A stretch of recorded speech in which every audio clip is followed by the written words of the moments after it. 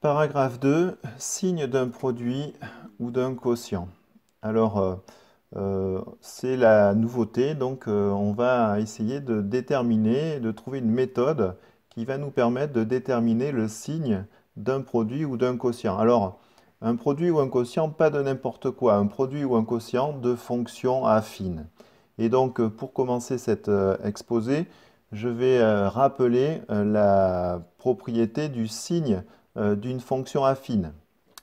Alors rappel, soit m et p des nombres réels et la fonction affine définie par, pour tout x, f de x égale mx plus p.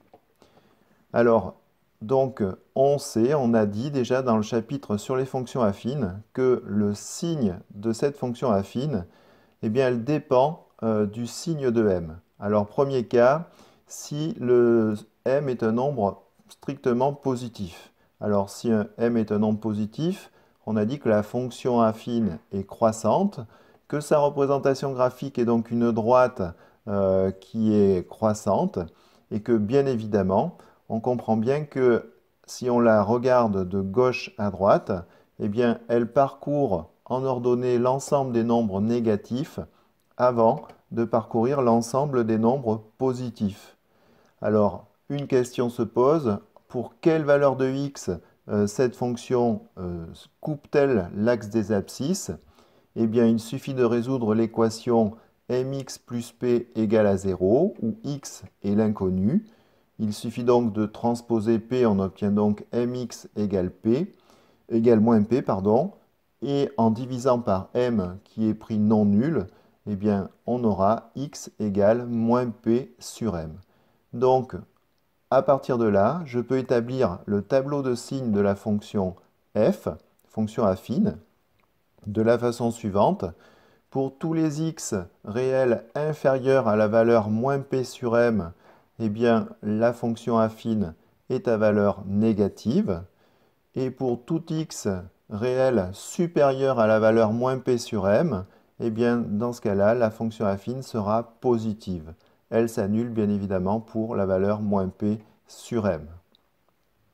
Alors, le deuxième cas, c'est bien évidemment quand on prend cette fois-ci m strictement négatif. Bien, si je reviens à mes fonctions affines, une fonction affine qui a un coefficient m qui est négatif signifie que cette fonction affine est décroissante et que donc la représentation graphique de cette fonction est une droite qui descend, on va dire vulgairement.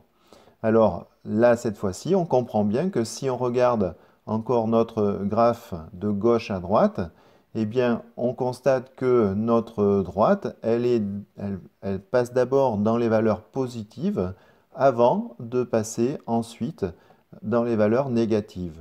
Pour quelle valeur de x cette fonction s'annule-t-elle? Eh bien, c'est le même calcul que précédemment. On retrouvera moins p sur m à nouveau. Et on peut donc affirmer que le signe quand m est strictement négatif d'une fonction affine du type mx plus p, eh bien sera positif sur l'intervalle moins l'infini moins p sur m et négatif sur l'intervalle moins p sur m plus l'infini. Un petit truc pour retenir la position des signes, alors soit vous imaginez dans votre tête la représentation graphique de la fonction. Si m est positive, ça veut dire qu'elle est croissante. Et donc on voit bien qu'on est d'abord négatif puis ensuite positif. Si m est négatif, on peut effectivement dire aussi que dans ce cas-là, la fonction est décroissante et donc que les images seront d'abord positives avant d'être négatives. Ou bien, plus simplement, on peut regarder tout simplement le signe de petit m et dire que eh bien, le signe de petit m est le signe que l'on trouvera à droite de la valeur qui annule. À droite du 0, vous trouverez toujours le signe de petit m. Vous voyez, si petit m est positif, eh bien, les valeurs de la fonction seront positives à droite de 0. Et si m est négatif, eh bien, les valeurs seront négatives à droite de la valeur qui annule la fonction. Voilà, bon ça c'est une astuce. Alors passons maintenant à la méthode générale. Donc cette fois-ci, ce que l'on cherche à déterminer, c'est le signe d'un produit ou d'un quotient de fonction affine. Méthode, soit x un nombre réel, le signe d'un produit de fonction affine se détermine en fonction de x en appliquant la règle des signes de la multiplication. Alors la règle des signes de la multiplication, je ne la présente pas. On s'en rappelle, deux signes identiques font un produit positif et deux signes différents font un produit négatif. Eh bien, une fois qu'on sait ça, on sait calculer pour tout x le signe d'une fonction affine. Alors bien évidemment, on va utiliser le tableau pour présenter ces solutions. On ne va pas s'amuser à donner le signe pour toute valeur de x, ça serait complètement illusoire. On présente donc souvent le signe d'un produit dans un tableau, comme sur l'exemple suivant. Alors regardons cet exemple. Alors, f de x est égal au produit 4x moins 3 facteur de 3 moins x. Et donc, on cherche le signe de cette fonction, f de x. Je cherche les valeurs d'abord qui annulent les facteurs du produit. Alors, si je vois que mon produit il est constitué de deux fonctions affines, 4x moins 3 et 3 moins x, donc si je veux déterminer le signe de mon produit, il faut que je détermine en premier lieu le signe de chacune de mes fonctions affines. Alors je commence, première fonction affine 4x moins 3, donc 4x moins 3 égale à 0, ben c'est équivalent à 4x égale 3, d'où x égale 3 sur 4. Et second facteur, 3 moins x égale à 0, ben c'est équivalent tout simplement à 3 égale x, ou x égale 3.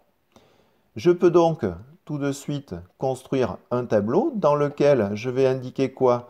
En première ligne, les différentes valeurs de x que prend x dans grand R.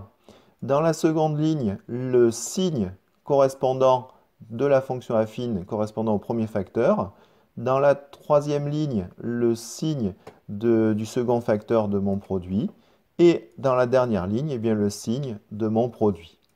Alors, si je regarde la première ligne, eh bien, la fonction affine 4x moins 3, elle a un coefficient a qui est positif, qui vaut 4. Donc, elle est positive à droite de 0.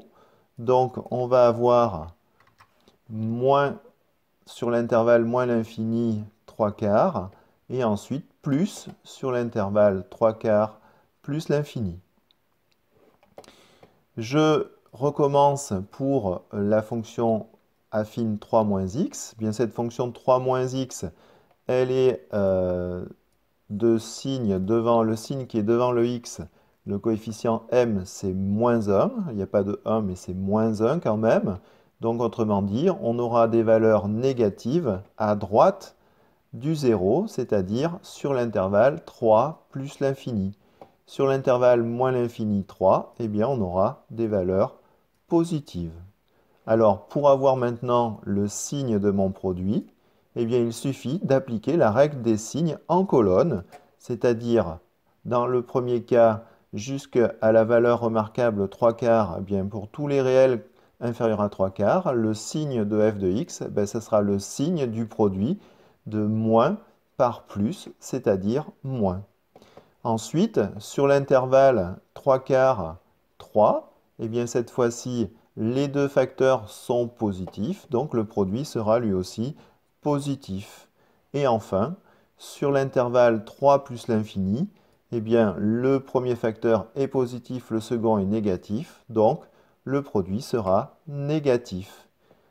Voilà, vous avez donc découvert la méthode qui permet de déterminer le signe d'un produit sans que ce soit très compliqué.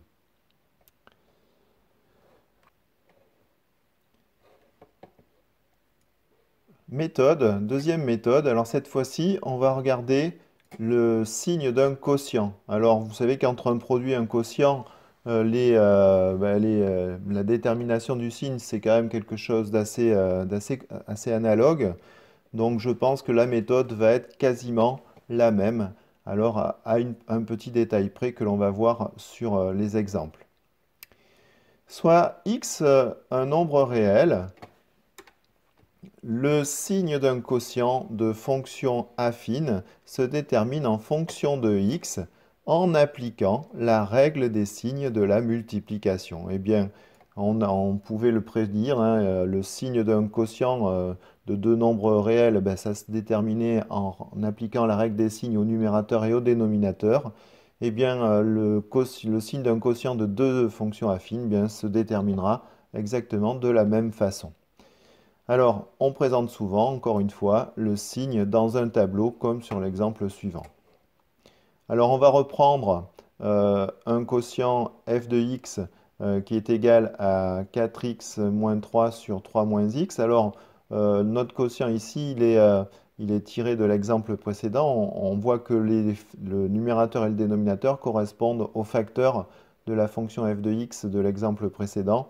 Donc, du coup, je me dispense de refaire l'étude des valeurs qui annulent ces fonctions affines. Et je peux donc affirmer tout de suite que ben, dans mon tableau de valeurs de x, eh bien, il y a deux valeurs qui vont jouer un rôle important. C'est 3 quarts dans un premier temps et 3 dans un second temps.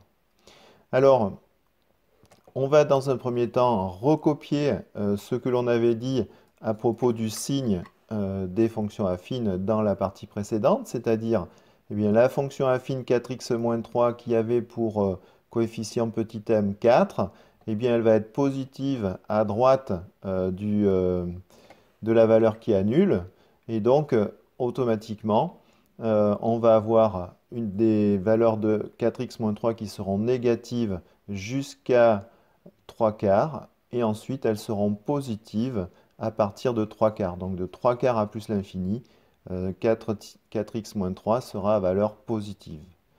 Donc c'est ce que j'ai écrit. Pour la fonction 3 moins x, eh bien de la façon symétrique, on a que cette fonction, elle est à valeur positive de moins l'infini jusqu'à 3, et elle est à valeur négative de 3 jusqu'à plus l'infini. Alors remarquez cette fois-ci, au niveau de la valeur 3, on n'a pas codé exactement de la même façon que pour la valeur 3 quarts. Vous voyez, on a mis une double barre. Une double barre signifie, vous vous rappelez, que l'on est en présence d'une valeur interdite.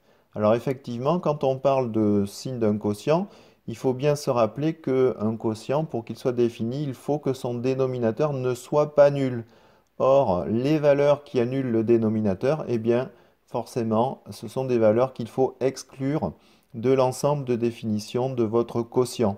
Et donc, la valeur 3, eh bien, c'est une valeur exclue, une valeur interdite.